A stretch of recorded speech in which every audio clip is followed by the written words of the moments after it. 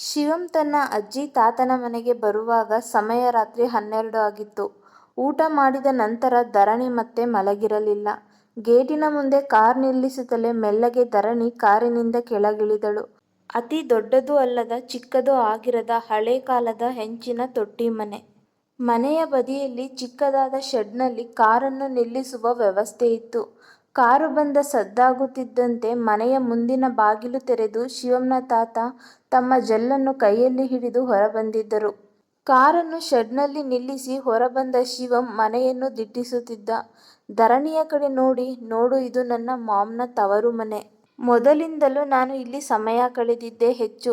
ಶಾಲೆ ಕಾಲೇಜಿಗೆ ರಜೆ ಸಿಕ್ಕಾಗೆಲ್ಲ ಇಲ್ಲಿಗೆ ಓಡಿ ಬರುತ್ತಿದ್ದೆ. ಇಲ್ಲಿಯ ವಾತಾವರಣ ನನಗೆ ತುಂಬಾ ಇಷ್ಟ ಎಂದವ ತಾತ ತಮ್ಮ ಕಡೆಗೆ ಬರುತ್ತಿದ್ದುದನ್ನು ನೋಡಿ, ಓಯ್ ಮಿಲಿಟರಿ ಮ್ಯಾನ್, ಅಲ್ಲೇ ನಿಲ್ಲಿ, ನಾವೇ ಬರ್ತಾ ಇದ್ದೀವಿ ಅಲ್ವಾ ಎಂದವ ಹೆಂಡತಿಗೆ ಬರುವಂತೆ ತಿಳಿಸಿ ಮುನ್ನಡೆದ.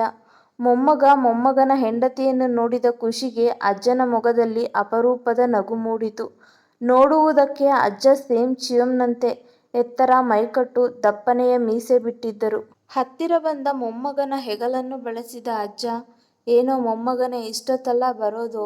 ಅದರಲ್ಲೂ ಮೊದಲ ಬಾರಿಗೆ ನಿನ್ನ ಹೊಸ ಹೆಂಡತಿಯನ್ನು ಮನೆಗೆ ಕರೆತರುತ್ತಿರುವೆ ಎಂದರು ಧರಣಿಯ ತಲೆ ಸವರಿ ನಗುತ್ತಾ. ನೋಡು, ನಿನ್ನ ಅಜ್ಜಿ ನಿನಗೆ ಕಾದು ಕಾದು ಔಷಧಿ ಕುಡಿದು ಬೈದುಕೊಳ್ಳುತ್ತಾ ಈಗಷ್ಟೇ ಮಲಗಿದ್ಲು. ಅವಳಿಗದೇನೋ ಸೊಂಟ ನೋವಂತೆ. ಬನ್ನಿ ಒಳಗೆ ಎಂದು ಇಬ್ಬರ ಕೈ ಹಿಡಿದು ನಡೆದರು. ಅವರ ಆತ್ಮೀಯ ಮಾತುಕತೆಗೆ ಧರಣಿ ತನ್ನ ಮುಜುಗರವನ್ನು ದೂರ ತಳ್ಳಿ ಅವರೊಂದಿಗೆ ಬೆರೆತಳು. ಮನೆ ಬಾಗಿಲಿಗೆ ಬಂದು ನಿಂತ ಧರಣಿಯನ್ನು, ಮಗು, ಬಲಗಾಲಿಟ್ಟು ಒಳಗೆ ಬಾ, ಎಲ್ಲ ಒಳ್ಳೇದಾಗ್ಲಿ ಎಂದರು ಶಿವಂನ ರಂಗಜ್ಜ. ಅವರು ಹೇಳಿದಂತೆ ಬಲಗಾಲು ಒಳಗಿಟ್ಟು ಬಂದಳು ಧರಣಿ. ತುಂಬಾ ಹೊತ್ತಾಯ್ತು ಮಕ್ಕಳೇ, ಕೈಕಾಲು ತೊಳೆದು ಬನ್ನಿ, ಅಥವಾ ಸ್ನಾನ ಮಾಡುವುದಾದರೆ ಮಾಡಿಬಿಡಿ. ಹಂಡೆಯಲ್ಲಿ ನೀರು ಬಿಸಿ ಇದೆ. ಅಷ್ಟರಲ್ಲಿ ನಾನು ರುಕ್ಕುನ ಎಬ್ಬಿಸ್ತೀನಿ, ಅಡಿಗೆ ಬಿಸಿ ಮಾಡಲು ಹೇಳ್ತೀನಿ ಎಂದರು ರಂಗಜ್ಜ. ನೀವೇನು ನನ್ನ ಎಬ್ಬಿಸೋ ತಾಪತ್ರಯ ತಗಳದು ಬೇಡ. ನಾನೇ ಬಂದೆ ಎನ್ನುತ್ತಾ ತಮ್ಮ ರೂಮಿನಿಂದ ಹಿಂದಿನ ಸೊಂಟದ ಮೇಲೆ ಕೈ ಇಟ್ಟು ಶಿವಂ ಕಡೆ ಸಿಟ್ಟಿನಿಂದ ನೋಡಿ ಅವನ ಹತ್ತಿರ ಬರುತ್ತಾ, ಏನೋ ಶಿವ, ಎಷ್ಟೊತ್ತಿಗೆ ಬರ್ತೀನಿ ಅಂತ ಹೇಳಿದ್ದು ನೀನು? ಆ ಹೆಣ್ಮಗಿನ ಕರ್ಕೊಂಡು ಬರೋ ಹೊತ್ತಾ ಇದು? ನೀನು ನಿನ್ನ ಅಜ್ಜ ಇಬ್ರೂ ಒಂದೇ. ಕೆಲಸ ಇದ್ಬಿಟ್ರೆ ಇಬ್ಬರಿಗೂ ಸಮಯದ ಪರಿವೇ ಇರಲ್ಲ. ಎಲ್ಲಿ ನಿನ್ನವ್ವ, ಬರ್ಲಿಲ್ವೇ ಅವಳು? 1 ವರ್ಷದ ಮೇಲಾಯಿತು ಅವಳು ಈ ಕಡೆ ಬರ್ದೆ. ಕೇಳಿದ್ರೆ ಕೆಲಸ ಅಂತಾಳೆ ಎಂದು ಮಾತನಾಡುತ್ತಿದ್ದ ರುಕ್ಕಮ್ಮನ ಕಡೆ ನೋಡಿದ ರಂಗಜ್ಜ, ಸಾಕ್ ಸುಮ್ನಿರೆ. ಸಾಕಾಗಿ ಬಂದ ಮಕ್ಕಳ ಮುಂದೆ ನಿಂದೆಂಥ ಪುರಾಣ? ಮೊದಲು ಅವಕ್ಕೆ ಸ್ನಾನ ಮಾಡೋಕೆ ನೀರು ರೆಡಿ ಮಾಡಿ ಕೊಡು ಎಂದು ಗದರಿದರು. ಧರಣಿ ಹತ್ತಿರ ಬಂದ ರುಕ್ಕಮ್ಮ ತನ್ನ ಕೈಯನ್ನು ನಿವಾಳಿಸಿ ಲಟಿಕೆ ಮುರಿದು, ಬಂಗಾರದ ಗೊಂಬೆ ಹಂಗಿದ್ಯಾ ಕಣವ್ವ, ನಮ್ ಶಿವಂಗೆ ನೀನೇ ಹೇಳಿ ಮಾಡಿಸಿದ ಜೋಡಿ. ಈ ಮೂದೇವಿಗೆ ನೀನು ಸಿಕ್ಕಿದ್ದೇ ಹೆಚ್ಚು ಅನ್ನು. ಅವನ ಕೋಪ ತಾಪ ತಡ್ಕೊಳ್ಳೋದ್ ಬೇಡ್ವೇ ಎಂದ ಅಜ್ಜಿ ಮಾತಿಗೆ ನಗು ತಡೆಯಲಾರದೆ ಬಾಯಿಗೆ ಕೈ ಅಡ್ಡ ಇಟ್ಟು ಕಿಸಕ್ಕನೆ ನಕ್ಕಿದಳು ಧರಣಿ.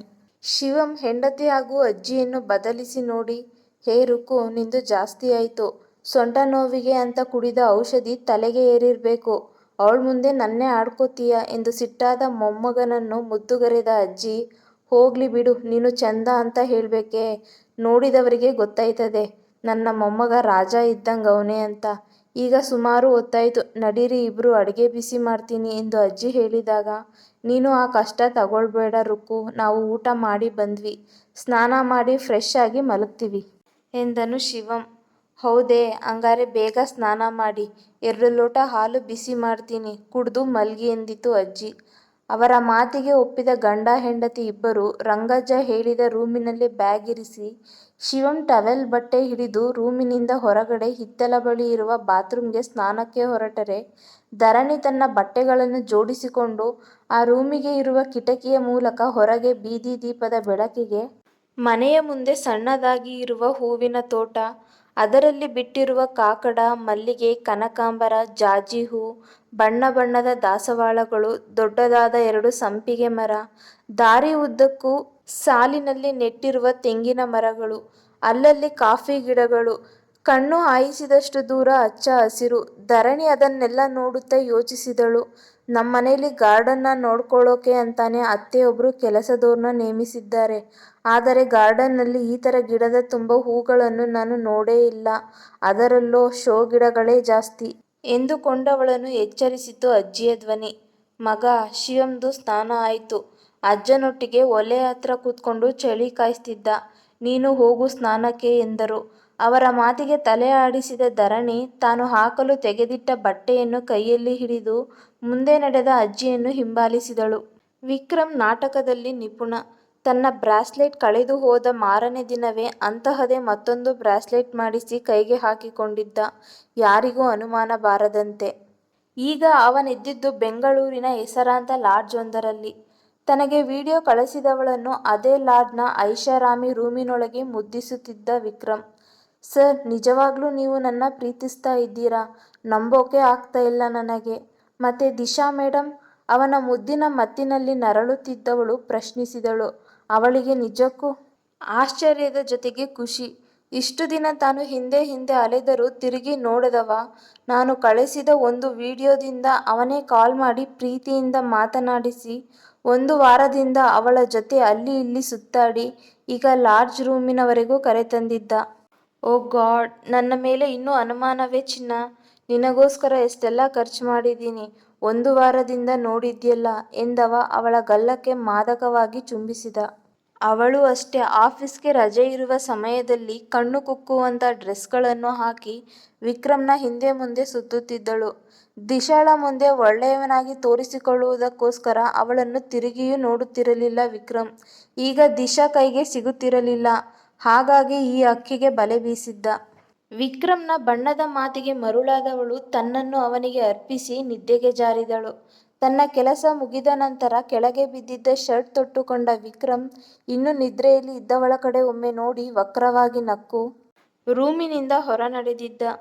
ಸೋಹಂಗೆ ಜೋರಾಗಿ ನಿದ್ರೆ ಬಂದಿತ್ತು. ಯಾರೋ ಜೋರಾಗಿ ರೂಮಿನ ಬಾಗಿಲು ಬಡಿಯುತ್ತಿದ್ದರು. ತತ್, ಯಾರದು, ನೆಮ್ಮದಿಯಾಗಿ ನಿದ್ರೆ ಮಾಡಕ್ಕೂ ಬಿಡಲ್ಲ ಎಂದು ಬೈದುಕೊಂಡವ ನಿದ್ದೆಗಣ್ಣಿನಲ್ಲಿ ಹೋಗಿ ಬಾಗಿಲು ತೆರೆದಿದ್ದ. ಬಾಗಿಲು ಮುಂದೆ ಬೆನ್ನ ಹಿಂದೆ ಕೈಕಟ್ಟಿ ನಿಂತಿದ್ದರು ರಾಜೇಂದ್ರ. ಅಪ್ಪನನ್ನು ನೋಡುತ್ತಲೇ ಸೋಹಂನ ನಿದ್ರೆಯ ಅಮಲು ಹಾರಿ ಹೋಗಿತ್ತು. ತಕ್ಷಣವೇ ಬೆಡ್ ಮೇಲೆ ಬಿದ್ದಿದ್ದ ಶರ್ಟನ್ನು ತಡಕಾಡಿ ಹುಡುಕಿ ಮೈಗೆ ಏರಿಸಿಕೊಂಡು, ಡ್ಯಾಡ್, ನೀವು ಇಲ್ಲಿ ಎಂದು ತಡವರಿಸಿದ.